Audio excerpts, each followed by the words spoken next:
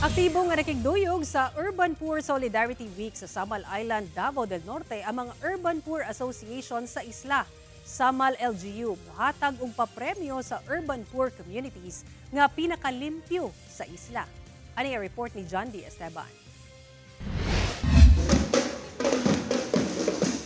Gisugdan sa usa ka mabulokong parada ang pagsaulog sa Urban Poor Solidarity Week sa Samal Island, Davao del Norte. Ang selebrasyon subay sa Presidential Proclamation No. 367. Mas nisadya ang kasaulugan tungod sa mga pasundayag sa nagkaraiyang hugpong sa urban poor sa Dakbayan. Gipangurahan kini sa Presidential Commission for the Urban Poor o PCUP ug sa lokal nga pagamahanan nga usa sa mga aktibong nagasuporta sa mga programa o proyekto alang sa kaayuhan sa urban poor communities pinaagi sa pagkikadayon sa mga hingtungdang ahensya o grupo. Mong gina-highlight ang pagpakusog sa tingog sa mga kabus, no? Labi na sa mga maralitang Pilipino.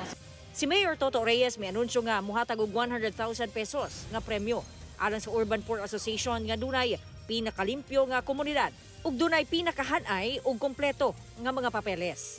Sumara sa mayor ang 30% sa populasyon sa isla, miyembro sa hugpong sa urban poor. Sugod ta sa mga urban subdivision para maplastar ang ato ang mga collection sa basura, no? Kung gusto mahitabo.